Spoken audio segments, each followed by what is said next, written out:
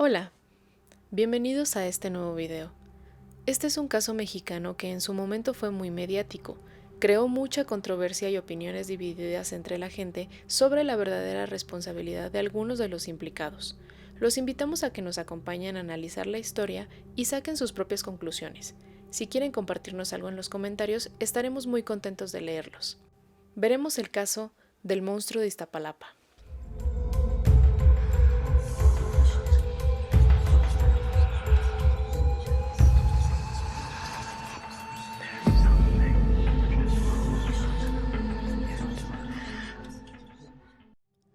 Clara Tapia Herrera nace en el estado de Puebla un 12 de agosto de 1968. No tenemos muchos datos sobre su vida, pero lo que sí sabemos es que no tuvo una infancia fácil. Fue abusada sexualmente durante varios años desde muy pequeña por distintas personas. Dos de los principales responsables fueron un familiar cercano y un docente de la primaria a la que asistía. Todo esto, evidentemente, repercutió en el desarrollo social de Clara.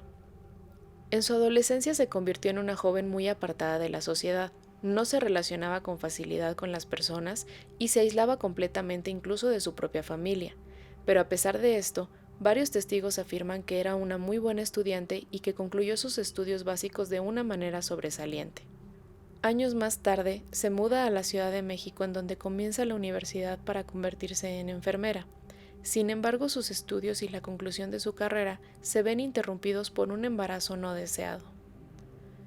En el año de 1989 nace Rebeca, su primera hija, la cual procreó con otro estudiante de enfermería que al final no quiso hacerse responsable de la niña, por lo cual Clara tuvo que desempeñarse como madre soltera.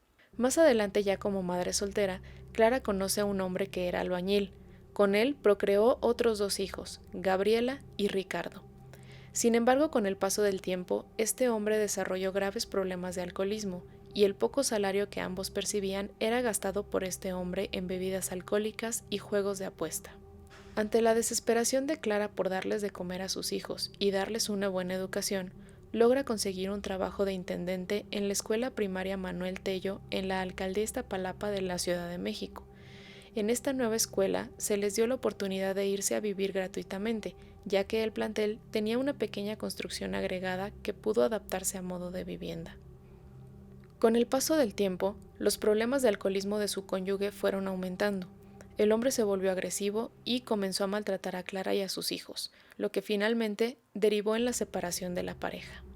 Después de la separación, en el año 2004, Clara se vio en la necesidad de buscar un ingreso extra, y es en esta búsqueda cuando conoce a Jorge Antonio Iniestra Salas, que en ese entonces tenía 32 años de edad y que era guardia de seguridad de un negocio al cual Clara fue a pedir trabajo.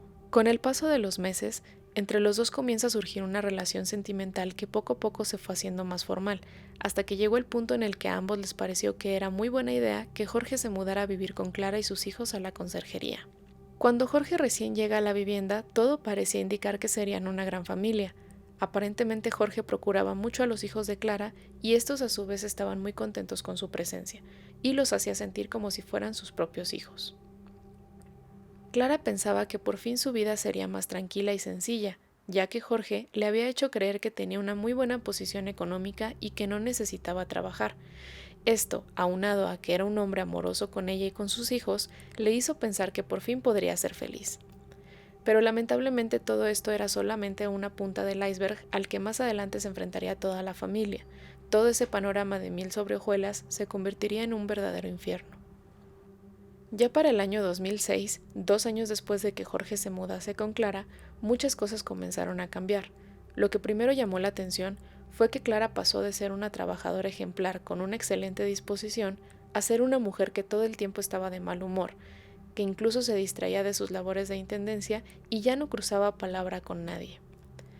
También en los hijos de Clara había un notable cambio, puesto que siempre llegaban a tiempo e impecables a sus clases. Ahora llegaban desasiados, cansados, distraídos, con el uniforme sucio y comenzaron a faltar a sus clases. Los profesores preocupados dieron el reporte a las autoridades escolares, sospechando de un posible maltrato infantil. Sin embargo, estos reportes fueron ignorados en repetidas ocasiones.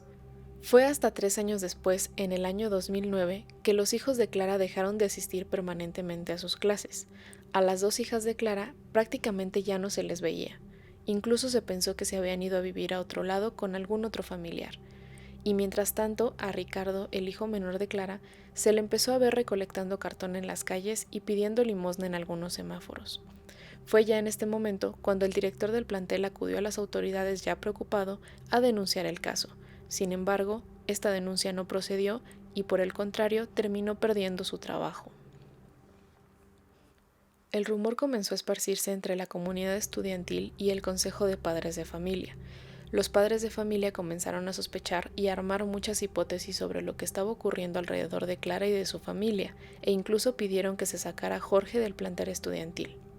La presión de toda la comunidad escolar orilló a que Clara y Jorge tuvieran una serie de peleas muy fuertes, discusiones que terminaron con la decisión de Jorge de irse de la conserjería e irse a vivir a la casa de su madre, ubicada en la calle 11, número 33, de la colonia Renovación en la alcaldía de Iztapalapa. Pero Jorge no solo decidió irse solo, sino que también decidió que se llevaría con él a las 2 jóvenes, Rebeca y Gabriela. Esto con el supuesto pretexto de dividir los gastos de la familia. De esta manera, él se haría cargo de ellas mientras que Clara se haría cargo de Ricardo. Para este punto de la historia es importante mencionar que Jorge ya había encontrado otro trabajo, y era de taxista. A pesar de las discusiones y del cambio de domicilio, Clara no dejó de tener contacto con Jorge. Incluso se dijo que iba a dejarle dinero 1 o 2 veces por semana. Jorge era quien le daba informes del estado de sus hijas. Ricardo, por su lado, iba frecuentemente a visitar a Jorge y a sus hermanas, ya que presuntamente tenía deberes que hacer en esa casa. En el año 2011, Clara se presentó ante la Procuraduría General de la República a presentar una denuncia en contra de Jorge Antonio Iniestra por violencia familiar. Clara dijo a las autoridades que Jorge no le permitía ver a sus hijas y que su hijo Ricardo también sufría de maltrato por parte de Jorge cada que éste iba a visitar a sus hermanas. Clara también declaró lo que había estado sucediendo en todo ese tiempo desde que conoció a Jorge. Contó que Jorge había abusado sexualmente de sus hijas mientras ella salía a trabajar cuando vivían en la conserjería, y que poco a poco les fue prohibiendo a las jóvenes salir de la vivienda para evitar que tuvieran contacto con algún otro hombre. Producto de estos abusos sexuales, las hijas de Clara ya habían procreado a 2 hijos de Jorge hasta el momento en el que él decidió llevárselas a la casa de su madre. Mientras tanto, a Ricardo lo mandaba a recolectar cartón a las calles, y si no cumplía con ciertas cuotas diarias, lo sometía a fuertes golpizas con un cinturón. Estas golpizas se las trataba de dar en lugares que no se le notaran para que cuando saliera a la calle la gente no se diera cuenta del maltrato que estaba viviendo el niño. Al ser cuestionada sobre por qué no había denunciado antes los sucesos, Clara contestó que ya había ido a denunciar con anterioridad, pero que le habían dicho que ese tipo de asuntos no les incumbía al área donde ella había recurrido, y que prácticamente las autoridades se habían lavado las manos de su caso. Por otro lado, el cambio de domicilio solo empeoraría las cosas para las jovencitas y sus hijos. Según lo que Ricardo le había comentado a su madre, en este nuevo domicilio las reglas eran aún más estrictas. Aparte de no poder salir del cuarto donde vivían, las jóvenes tenían prohibido hacer ruido e incluso asomarse por la ventana si Jorge no estaba en la vivienda. En esta casa vivían 5 integrantes de la familia de Jorge, quienes también estaban enterados de la situación y que incluso ayudaban a vigilar que Rebeca y Gabriela no salieran de su habitación.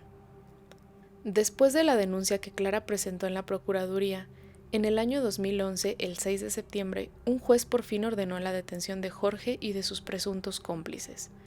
Ya en el domicilio, los agentes encontraron la habitación en mal estado. Olía mal, estaba sucia, había restos incluso de comida echada a perder por todo el lugar, y estaba llena de cosas como si se tratase de una bodega, lo que evidentemente reducía considerablemente el espacio habitable en ella. La habitación contaba con un frigorífico, una pequeña estufa y un colchón individual en mal estado para todos los ocupantes. Además, los elementos de la Procuraduría se sorprendieron al ver no solo a 2, sino a 4 menores.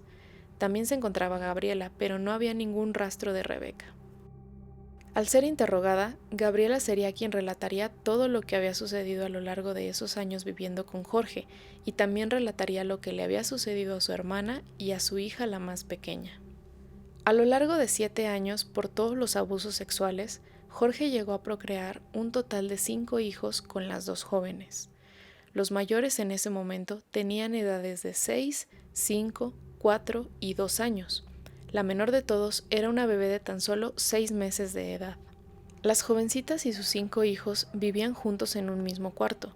Tenían la puerta cerrada con llave y solamente Jorge la tenía. Las pocas oportunidades en las que podían salir era solo para darse un baño, suceso que tampoco ocurría con frecuencia. En ese mismo cuarto tenían que comer, dormir y hacer sus necesidades. Las adolescentes eran constantemente violadas y golpeadas. No se les permitía ir al baño a hacer sus necesidades y todo lo tenían que hacer en una basinica de plástico, que Ricardo, en sus visitas, era obligado a limpiar directamente con las manos.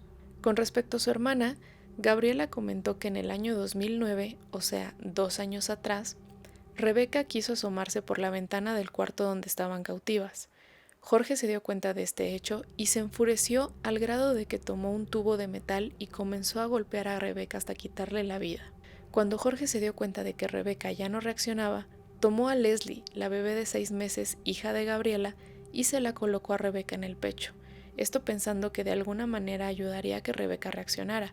Sin embargo, no ocurrió. En medio de estos intentos, Jorge apretó demasiado a la bebé y terminó asfixiándola. Después de acabar con la vida de ambas, mantuvo los cuerpos debajo del colchón donde dormían todos durante casi un mes. Con el paso de los días, comenzaron a despedir malos olores. Decidió cubrirlos solo con cal para intentar disimular el olor. Pero con el paso de los días, el olor era demasiado intenso, así que decidió que era mejor deshacerse de los cuerpos. Con ayuda de su hermano, subieron los cuerpos al taxi con el que trabajaba Jorge y fueron a abandonar los restos de Rebeca y de la bebé en la carretera México-Puebla. Jorge Iniestra fue detenido el 6 de septiembre del 2011 junto con 5 de sus familiares por ser presuntos cómplices del delito. Ellos son Claudia Iniestra Salas, de 29 años, hermana de Jorge; Carlos Iniestra Salas, de 31 años, hermano de Jorge; Laura Iniestra Salas, de 28 años, hermana de Jorge; Soledad Salas Torres, de 55 años de edad, madre de Jorge; y un menor de edad no identificado de 14 años de edad. Cuando Jorge dio sus primeras declaraciones después de su detención, parecía que el hombre se divertía con toda la situación, incluso hablaba en tono sarcástico y afirmó: No estaban encerrados. Una casa con una entrada y una salida y 2 ventanas hacia la calle no es encierro. Una ventana que se abría 24 horas al día, incluyendo la noche, no es un encierro. Después, Jorge también indicó que parte de la culpa era de Clara. La señora Clara Tapia Herrera lo permitía. Para la señora una fantasía ver a sus hijas en posiciones sexuales eróticas. Por su parte, Clara se defendió de las acusaciones, argumentando que Jorge las había amenazado con matarlas si trataban de escapar o si lo acusaban con la policía. Mis hijos y yo le teníamos miedo, nos decía que el que le hiciera algo a él o a su familia era capaz de matar. Y eso nos lo decía 1, 2, 3 veces a la semana, diario. Yo no lo permití. Ese tipo siempre nos hizo creer que todo era normal, que yo era una persona que veía la vida dramática y que él era de clase media. La opinión pública se dividió muchísimo ante esta situación. Para muchos, Clara era culpable por permitir el maltrato y las vejaciones hacia su persona y hacia sus hijas, mientras que para muchos otros, ella solamente era una víctima más de la manipulación y las amenazas de Jorge. Incluso se llegó a mencionar en algunos medios que Clara presentaba el síndrome de Estocolmo, el cual es un trastorno psicológico caracterizado por mostrar benevolencia o un apego afectivo por parte de un rehén hacia sus captores. Estaban totalmente sometidos a la entrevista con las jóvenes. Ellas presentan el síndrome de Estocolmo, hacen una defensa de esta persona, lo mismo que lo hace la madre. En 2013 se absolvió completamente a Clara de los cargos en su contra, bajo el argumento de que también había sido una víctima de Jorge. Mientras tanto, en 2014 procedió el juicio contra Jorge Antonio Iniestra Salas y se le condenó a 241 años de prisión bajo diferentes cargos, entre ellos 2 homicidios calificados como dolosos, violencia familiar, explotación laboral y corrupción de menores. Cabe agregar que a Soledad, la madre de Jorge, se le dictaron 20 años de prisión y al hermano y las hermanas de Jorge 18 años. A lo largo de los años se han creado diversas historias y versiones sobre lo sucedido. Lo lamentable es que 2 personas perdieron la vida a manos de esta persona que no muestra signos de arrepentimiento ni de empatía. Lo único rescatable es que los implicados ya están cumpliendo su pena y que el resto de las víctimas ya se encuentran libres. Ojalá que en algún momento logren superar por completo esta mala etapa de sus vidas y puedan continuar viviendo plenamente. Los invitamos a que si este video les ha gustado, le den me gusta y se suscriban a nuestro canal. Esto nos ayudaría mucho a seguir creando contenido de este tipo y a que haya un nuevo video con más frecuencia. Muchas gracias.